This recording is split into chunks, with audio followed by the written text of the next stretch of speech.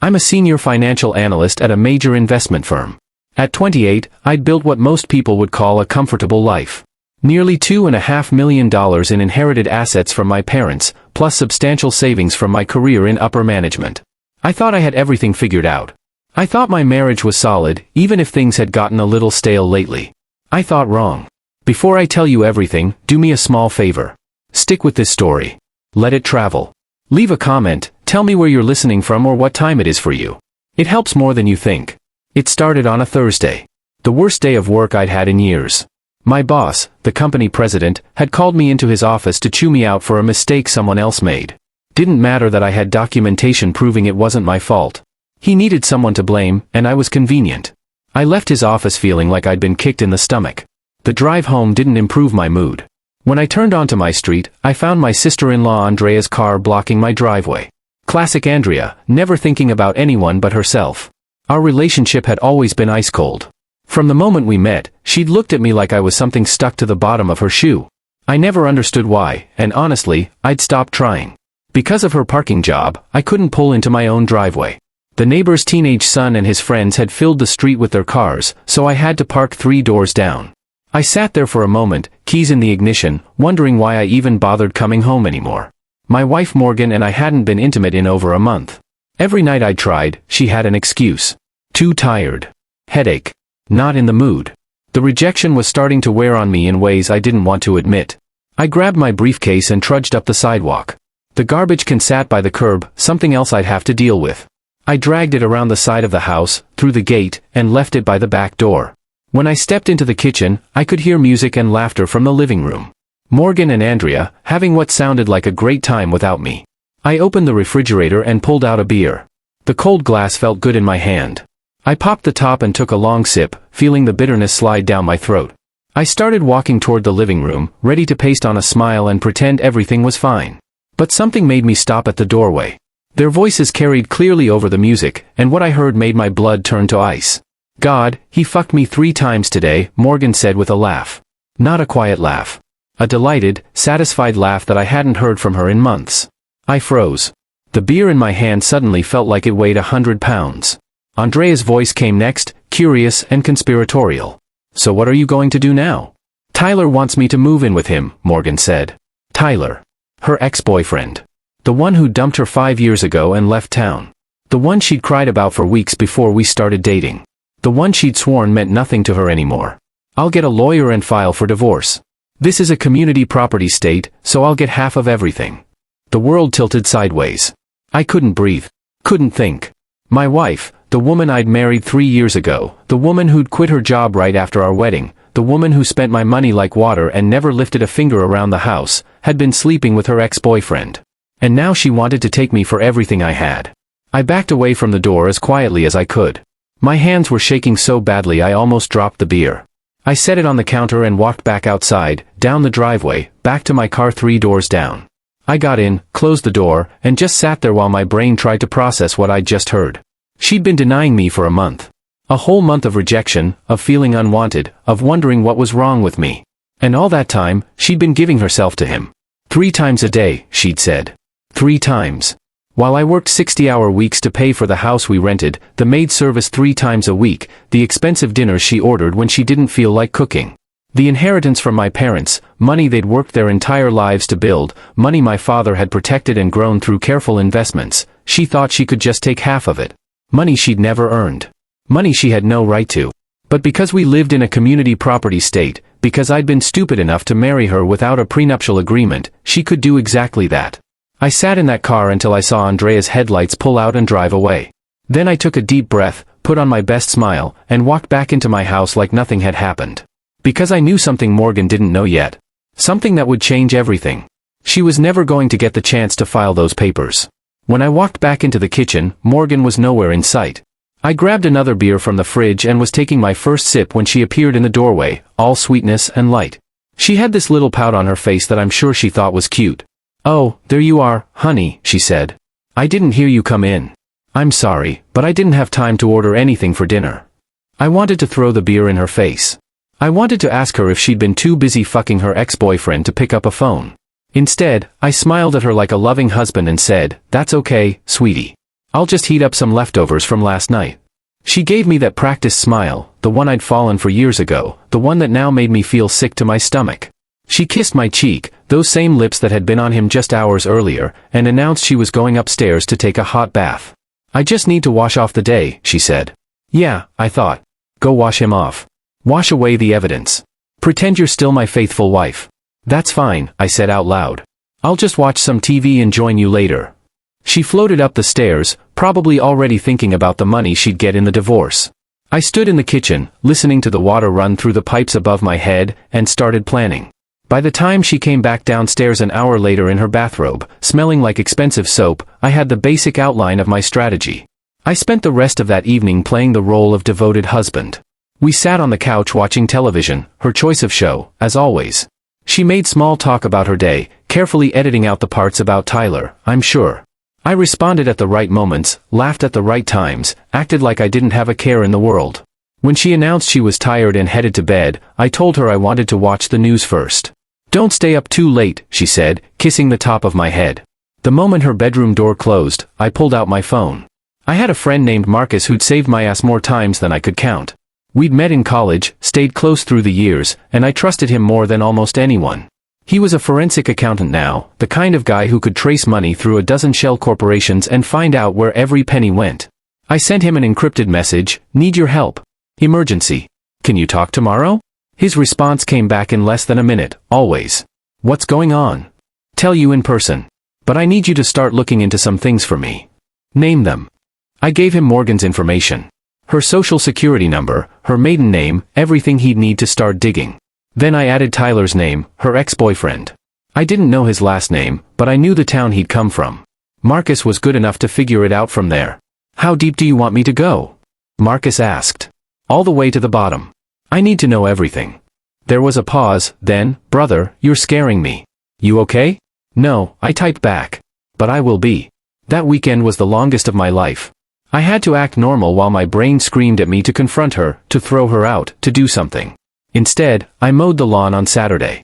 Played golf with some buddies on Sunday. Smiled and laughed and pretended everything was fine.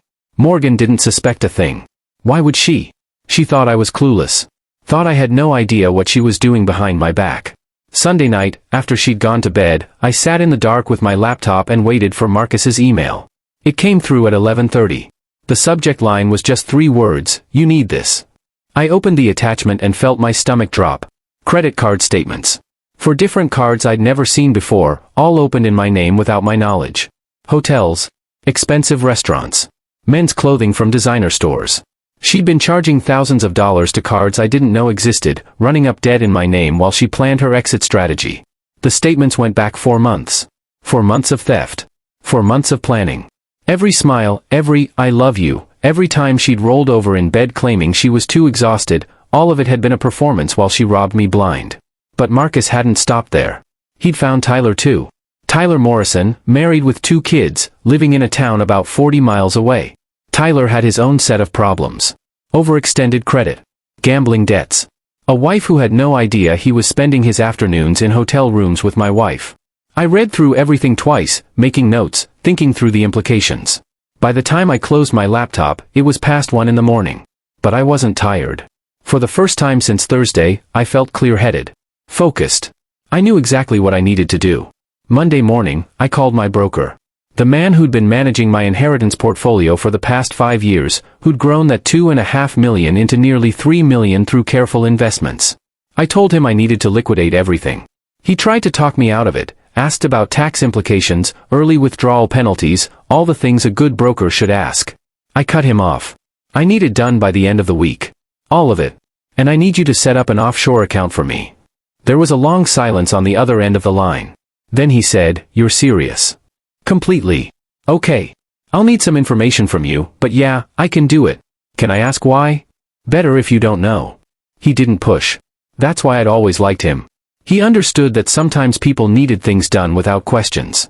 Next, I called HR at my company. I'd been there long enough to have a substantial 401k built up. I told them I needed to cash it out. They warned me about the penalties. I'd lose a huge chunk to early withdrawal fees and taxes. I told them to do it anyway. The woman on the phone tried one more time to convince me to reconsider, probably thinking I was making a huge financial mistake. If she only knew. By Thursday afternoon, everything was in motion.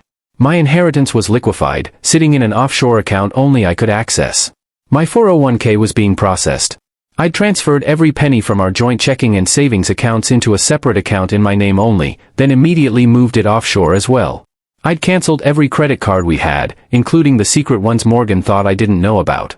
But I wasn't done yet. I had one more card to play. That evening, I came home and found Morgan in the kitchen, scrolling through her phone. Probably texting Tyler. She looked up when I walked in, and I could see the calculation in her eyes. She was trying to figure out if I suspected anything. I gave her my biggest smile. "Hey, honey. I've got some news." She set down her phone. "Oh? What's that?" "Work emergency. I have to fly out tomorrow morning for about a week. One of our biggest clients is threatening to pull their account, and they'll only meet with me." Her face went through several expressions in rapid succession. Surprise. Disappointment that she'd have to wait another week to serve me with divorce papers. Then barely concealed excitement as she realized she'd have the house to herself for 7 days. 7 days to be with Tyler without worrying about me coming home early. "Oh no," she said, with utterly fake concern. "That's terrible timing. Are you sure you have to go?" "Unfortunately, yes. But it should be a quick trip. I'll be back before you know it." She came over and wrapped her arms around me, pressing her body against mine in a way she hadn't done in months. "I'll miss you," she said into my chest. I had to fight not to push her away. Instead, I hugged her back and said, "I'll miss you too." That night, I packed 2 suitcases. Everything that actually mattered to me fit easily. Photos of my parents.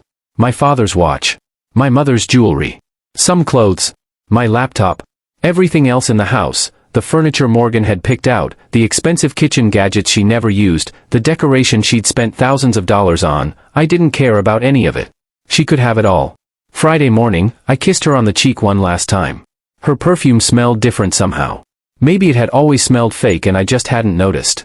I carried my suitcases out to the Lexus, loaded them in the trunk, and drove away. I didn't look back. Not once. My first stop was the dealership.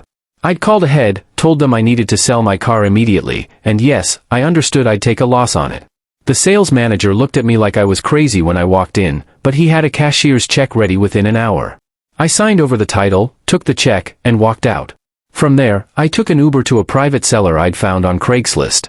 He was selling an old motorcycle he'd rebuilt himself, nothing fancy, nothing that would stand out, but reliable enough to get me where I needed to go.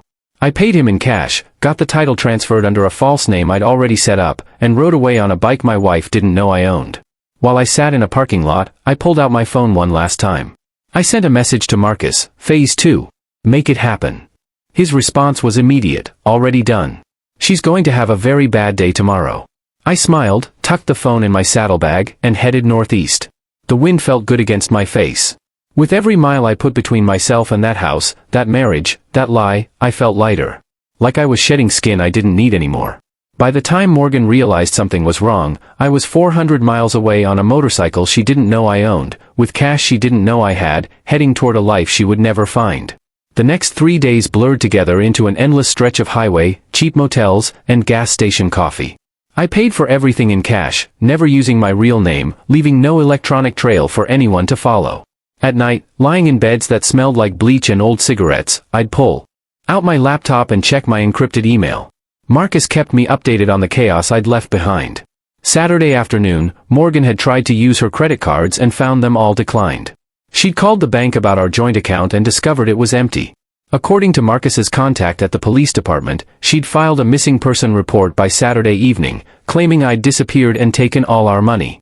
Sunday morning, the police had started a preliminary investigation. They'd talked to my boss, who confirmed I'd told him I'd be out of town on personal business. They'd talked to our neighbors, none of whom had seen anything suspicious. They'd tried to trace my phone, but I'd left it off since Friday. Sunday night, Tyler had apparently dumped Morgan the moment he realized the money was gone. Marcus had screenshots of their text exchange. Tyler telling her he couldn't do this anymore, that he needed to focus on his family. Morgan begging him to stay, promising him she'd get the money eventually. Tyler blocking her number. I read those messages 3 times. She'd lost everything, her meal ticket, her boyfriend, her plan, all in the span of 48 hours.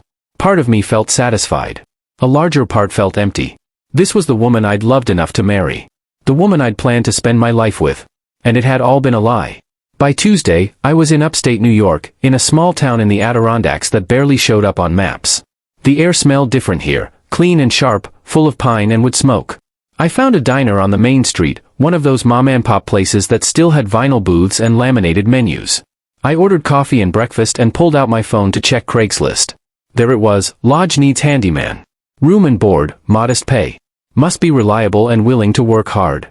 Call Tom. I called the number. A man answered on the second ring, his voice rough and weathered. Harrison. Hi, my name is Carson. I'm calling about the handyman position.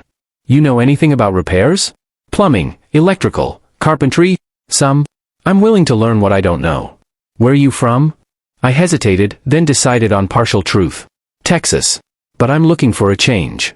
Running from something? The question caught me off guard. Sort of. Not the law, if that's what you're asking. Just a bad situation. There was a long pause. Then, you at the diner on Main? Yeah, how did you? Only place to get breakfast in town. I'll be there in 10 minutes. He hung up before I could respond. Tom Harrison walked into the diner exactly 9 minutes later. I recognized him immediately. There was only one man in the place who looked like he'd spent his entire life working outdoors. He was maybe late 50s, about 6 feet tall with broad shoulders and not an ounce of fat. His face was weathered and lined, his hair mostly gray, his hands calloused and strong. He walked straight to my booth and slid into the seat across from me. You're younger than I expected, he said, studying my face. Is that a problem? Depends. You done anything illegal? No, sir. Running from debts? Loan sharks? Angry ex-girlfriends? Ex-wife, I said. She was planning to divorce me and take half of everything I owned, even though she never worked a day in our marriage. I found out before she could file, and I made sure she couldn't get her hands on my money. That's the truth. His eyes narrowed. She cheat on you? The question surprised me. Yeah. With her ex-boyfriend. Tom nodded slowly, like I'd confirmed something he'd suspected. My wife Colleen and I have been married 35 years. You know why we're still together? No, sir.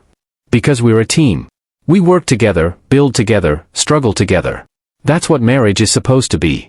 He leaned back in the booth. Your wife, she wasn't a partner. She was a parasite. I couldn't help but laugh, even though it came out bitter. That's one way to put it. Can you start today? I blinked. Just like that? You don't want references or? I'm a pretty good judge of character. Been doing this long enough. Besides, I'm desperate. My regular handyman had a stroke 3 months ago, can't work anymore. My daughter's supposed to come home and help, but she's finishing her PhD. My wife and I can't keep up with everything ourselves. He extended his hand across the table. Room and board, plus $300 a week. Work starts at 6 in the morning, ends when the work's done. Sound fair? I shook his hand. His grip was firm, testing. More than fair. Thank you. Don't thank me yet. Wait until you see how much work there is. He stood up. Meet me outside.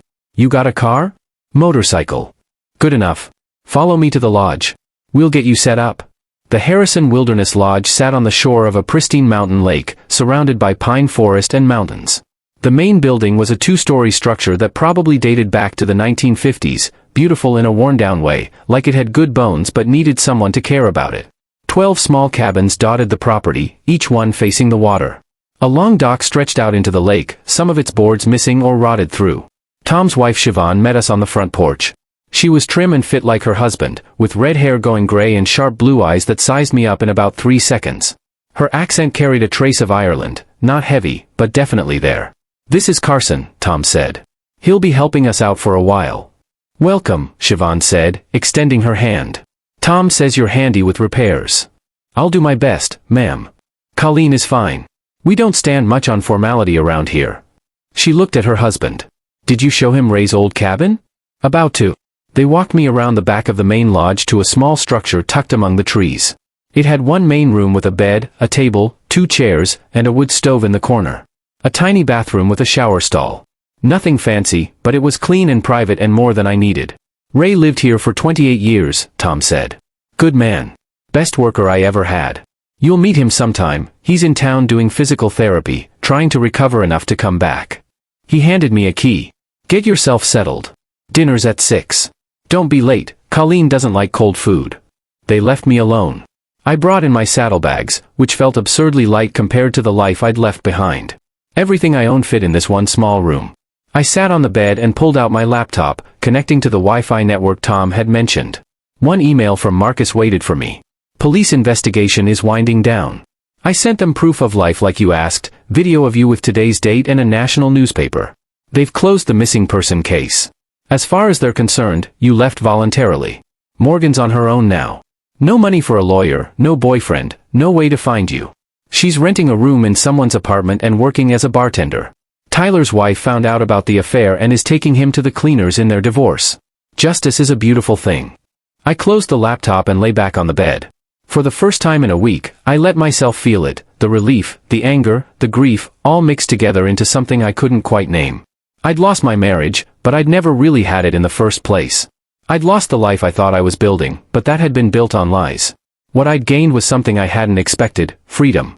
The freedom to start over. The freedom to become someone new. At 5:55, I walked to the main lodge for dinner.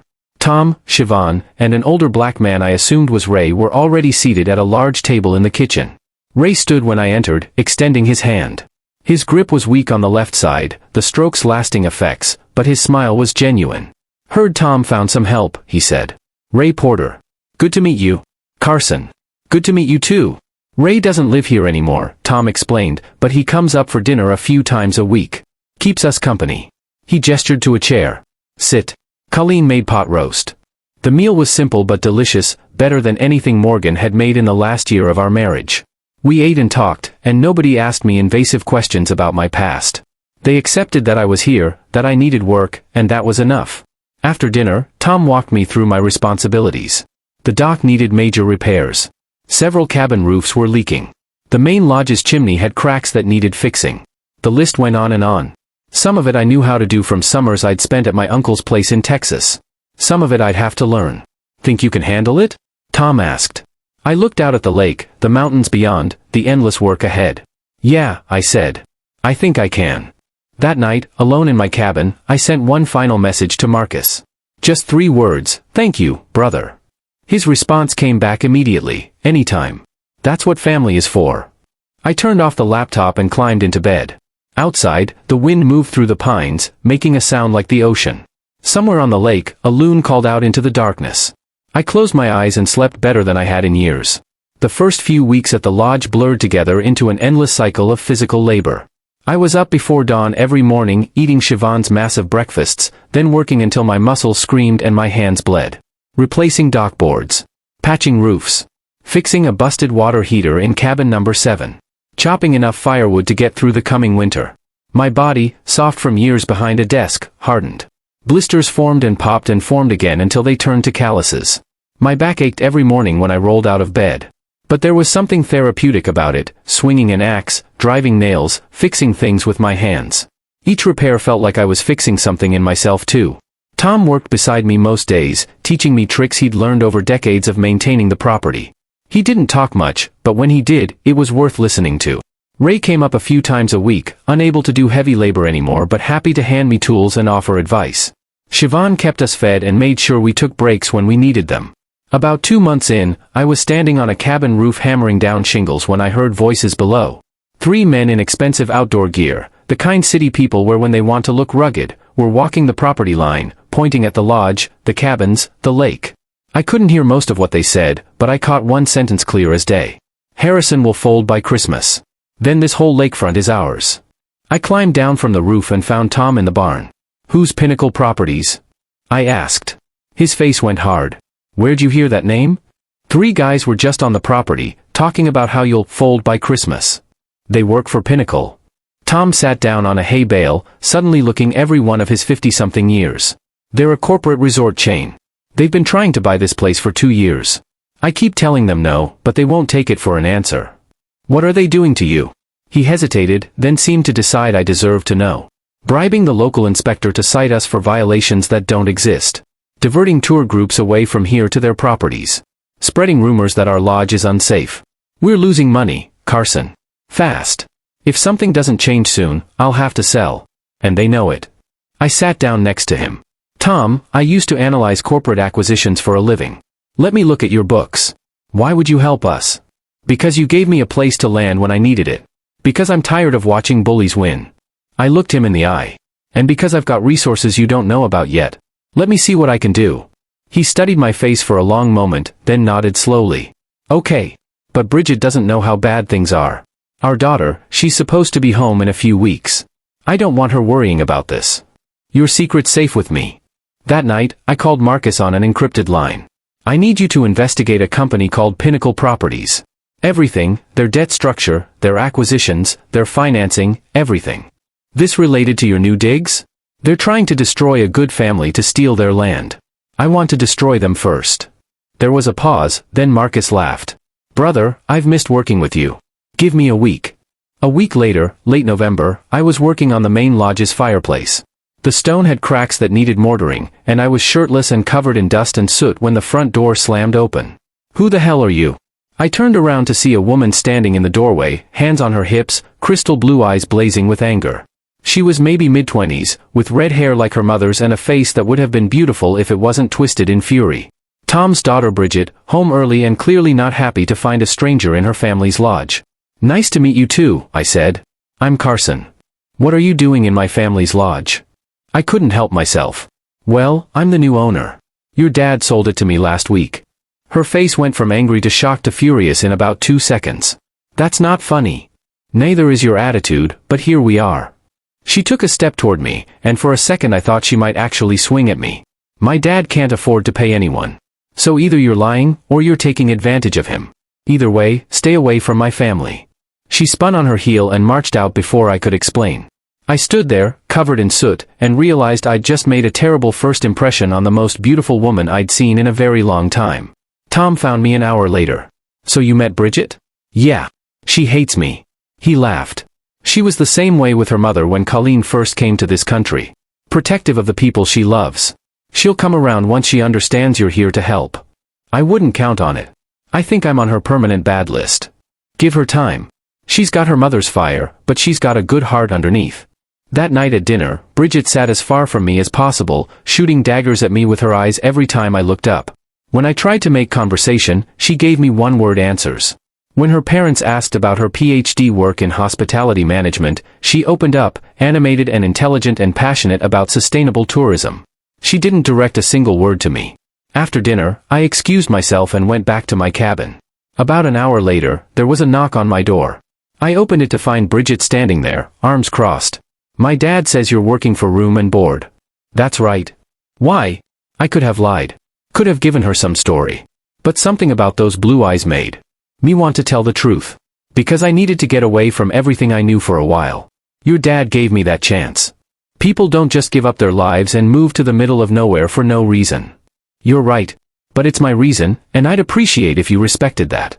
She stared at me for a long moment, then nodded once and walked away. It wasn't exactly friendly, but it wasn't hostile either. Progress, maybe. Marcus's email came through the next morning. I read it 3 times, hardly believing what I was seeing. Pinnacle Properties was over-leveraged to the point of insanity. They'd borrowed heavily from regional banks to acquire properties, betting that they could flip them for massive profits. But the market had shifted, and now they were hemorrhaging money. More importantly, those banks were struggling and looking to sell off their debt. I could buy that debt. All of it. For a fraction of what Pinnacle owed. And once I owned it, I could squeeze them until they broke. I spent the next 3 weeks making it happen. Late nights in my cabin, video calls with my broker, setting up shell corporations to hide my identity. Moving money through channels that couldn't be traced back to me. All while maintaining my cover as a simple handyman, working on the lodge during the day. Bridget kept her distance, but I noticed her watching me sometimes. When I was chopping wood. When I was fixing the dock. Once, I caught her staring and she looked away quickly, color rising in her cheeks. I didn't know what to make of it. Then came the afternoon by the lake that changed everything. I was up on a ridge, repairing trail markers, when I heard the sound of a motorboat. I looked down at the water and saw Bridget in her kayak, paddling near the shore. A Pinnacle Properties boat was approaching her. I recognized the logo on the side. 3 men on board, and even from this distance, I could tell they'd been drinking. They started circling her kayak, getting closer with each pass. I heard her yell something at them, angry but with an edge of fear underneath. They laughed and moved closer. One of them reached out like he was going to grab her paddle. I ran down the trail toward the equipment shed, my heart hammering. Tom kept a rifle there for dealing with bears. I grabbed it, checked that it was loaded, and ran to the edge of the water. "Coast Guard's been called," I shouted, raising the rifle. "You've got 30 seconds to leave before I stop aiming at the water." One of them laughed. "Mind your own business." I fired a shot into the water, maybe 10 feet from their boat. The crack echoed off the mountains. Bridget's kayak rocked in the wake. She is my business. 20 seconds. They finally got the message. The boat's engine roared and they sped away, wake rocking Bridget's kayak violently. She paddled to shore as fast as she could, climbed out shaking, and marched up to where I was standing. I waited for her to yell at me for interfering. Instead, she looked at me with those blue eyes full of something I couldn't quite read. "Thank you," she whispered. Then she burst into tears. I set down the rifle and pulled her into my arms. She sobbed against my chest while I held her, my hand in her red hair, telling her she was safe. When she finally pulled back, her eyes were red but clear. "I need to tell you something," I said. "About why I'm really here." We walked back to her cabin and I told her everything. Morgan. Tyler. The affair, the divorce plan, running away. She listened without interrupting, and when I finished, she was quiet for a long time. "Your wife is an idiot," she finally said. I laughed despite myself. "Yeah? Anyone who would cheat on you deserves exactly what she got." She looked at me directly. "I'm sorry I was such a bitch when I first got here. You were protecting your family. I respect that." She smiled, the first real smile she'd given me, and something shifted between us. Something I wasn't ready to name yet but couldn't ignore either. Over the next few weeks, that something grew stronger. She started joining me while I worked, handing me tools, making me laugh with stories from her PhD program. She brought me lunch when I forgot to pack it. I helped her with her research on sustainable tourism, combining my financial background with her hospitality expertise. One night in early December, I was finishing repairs on the sauna building when she appeared in the doorway with 2 beers. "Celebrating your finished work," she said. We sat on the benches while the heat built, talking about everything and nothing. Her ex-boyfriend who'd used her for money. My marriage that had been built on lies. What we wanted from life. What we were afraid of.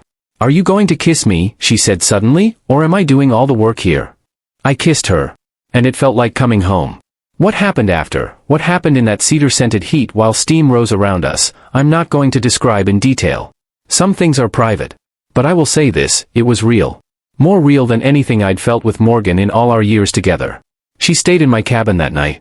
And the next. And the one after that. We didn't hide it, her parents knew, probably before we did. Siobhan smiled at breakfast like she'd seen it coming all along. Tom gave me one hard look that said, "Don't hurt her," louder than words ever could. I had no intention of hurting her. I was falling in love with Bridget Harrison, and it terrified me in the best possible way. By January, Marcus sent me the message I'd been waiting for. "Done. You own all their debt. They're yours." I sat in my cabin staring at that message for a long time. Then I called my lawyer, the one I'd hired through my shell corporations, the one Pinnacle would never connect to me. "Make the call," I said. "Time to squeeze." 3 days later, Pinnacle Properties received notice that someone now owned all their debt. They had 90 days to pay in full or negotiate new terms.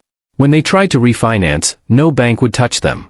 When they tried to find out who owned their debt, they hit wall after wall of shell corporations. They were desperate. Trapped. And they had no idea who was doing it to them.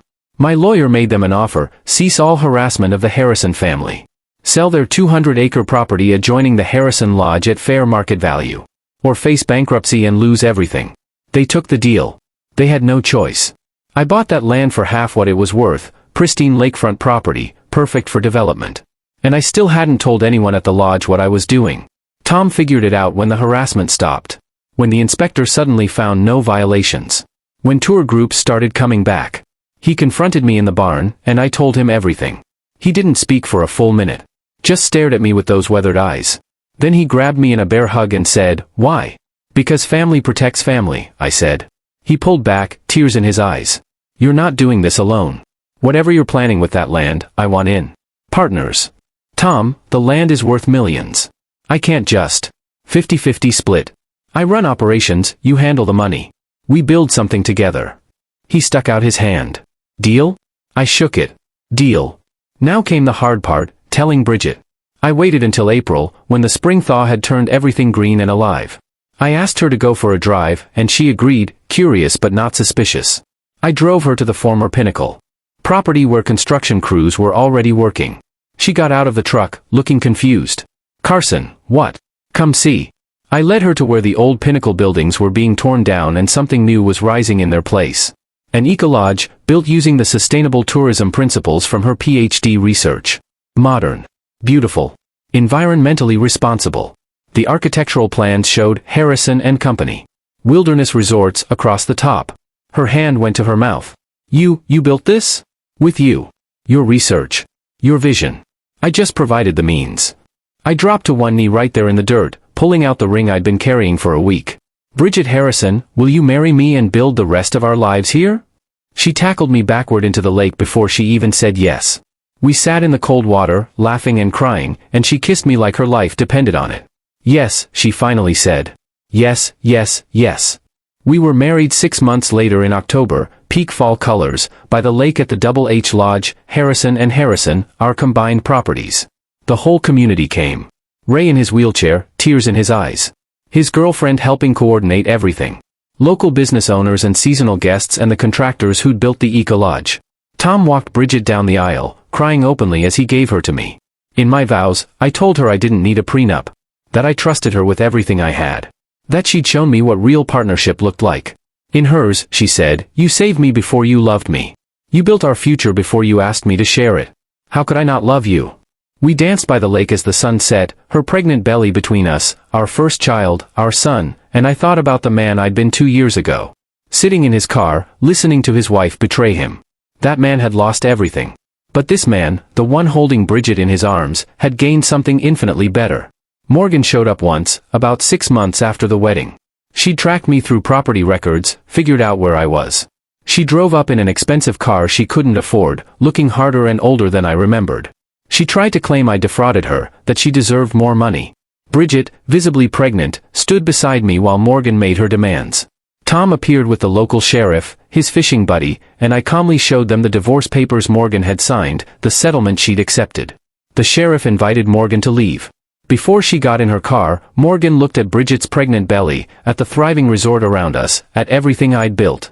Something died in her eyes right then. The final realization that she'd thrown away something real for nothing. Don't come back, Bridget said. He's mine now. And unlike you, I actually love him. We watched Morgan's car disappear down the mountain road. Bridget turned to me and laughed. That was your ex-wife? Wow. You traded up. Our son Thomas Marcus, named after the 2 men who'd saved me, was born the following spring. When I held him for the first time, his red hair and blue eyes marking him as Bridget's son, I thought about the journey that had brought me here. From that kitchen doorway where my world ended, to this hospital room where my real life began. Some people have told me I should have learned my lesson. Should have made Bridget sign a prenup. Protected myself. But those people don't understand. Bridget isn't Morgan. She works as hard as I do. She built this business with me. She loves me for who I am, not what I have. Every day I look into her Irish blue eyes and see the same love her parents share after 35 years. That's not something you protect yourself from. That's something you protect with everything you have. And I do. Before I go, let me ask you something. Drop a comment and tell me, what would you have done in my situation? Would you have confronted Morgan, or done what I did? Where are you watching from? I want to know. And if you made it this far, hit that like button and subscribe. I've got more stories coming. Next time, I'll tell you about my business partner who tried to steal my company and frame me for fraud. You won't believe what happened when he showed up at my office begging for his job back. Thanks for listening. I'll see you in the next one.